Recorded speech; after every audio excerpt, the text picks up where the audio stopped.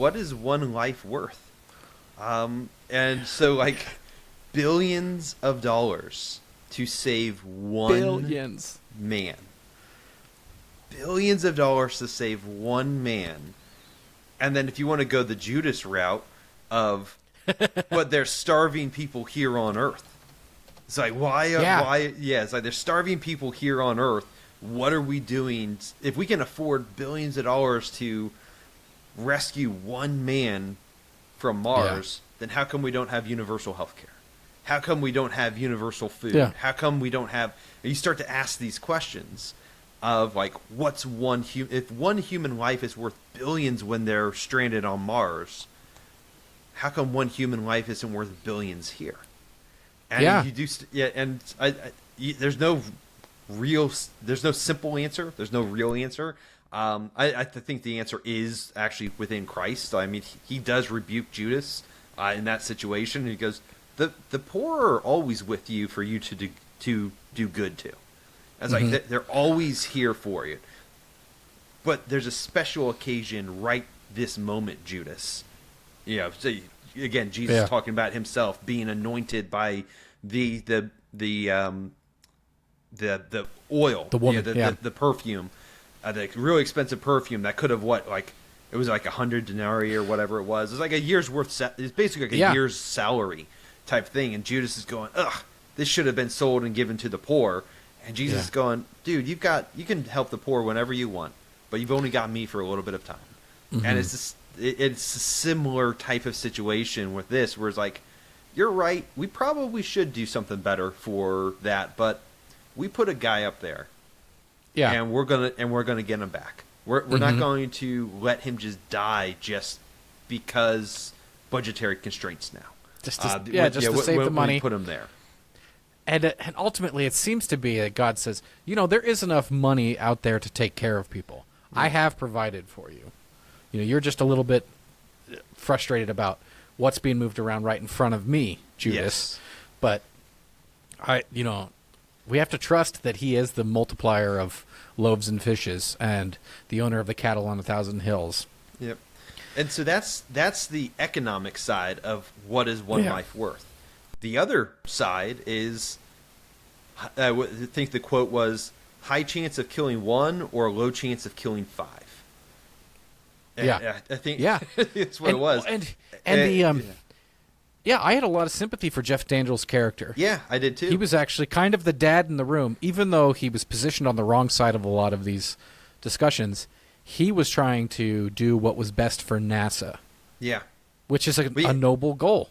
Yeah, but what was the thing he said? Is like every time we fail at something, we lose credibility, we lose popularity, we lose funding, and we can't do what we need to do anymore every time that we fail. And so he's looking at this going, I do not want him to die. I want him to live. I want to figure something out. But I'm not going to risk the life of 5 more people who are on their way home, who are already on their way home.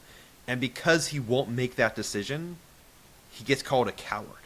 And it was just kind of this interesting thing. Is like, was that the right word? Because he wouldn't make that decision? It's like, no, he was thinking, it's the whole idea of what's the individual versus the collective, right? Yep. Is that constant tension there. And in one way, he's valuing the collective more than the individual because he's looking at NASA collectively. And Henderson, Sean Bean's character, is like, his whole thing is like, tell the crew and let them decide. And Sanders wouldn't do that because he was thinking of the collective at the end of the day. It's like, not that you always want to quote him, but he said it was a true prophecy when Caiaphas, the high priest, talking about Jesus, he said, better to let one man die than the whole nation. And Sanders is kind of taking that serpent type of wisdom of going like, hey, I've done the cold hard math here.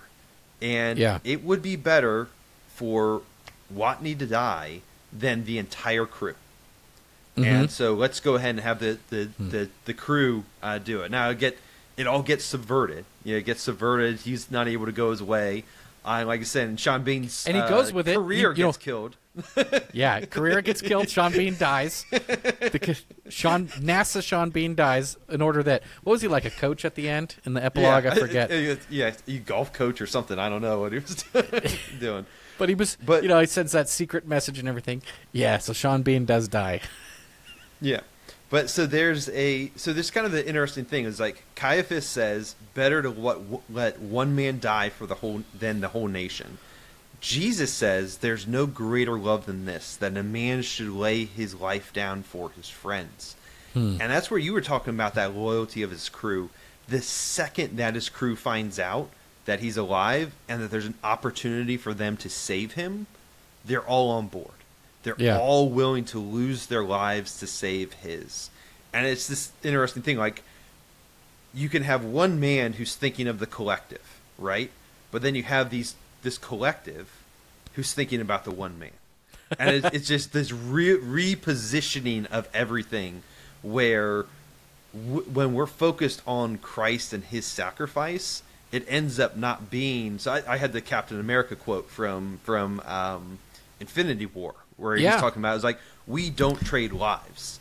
And one of the in the notes, and Miles, I'll steal it from you, but it's attributed to Miles. He says the rule seems to be we don't trade other people's lives, but people can sacrifice themselves.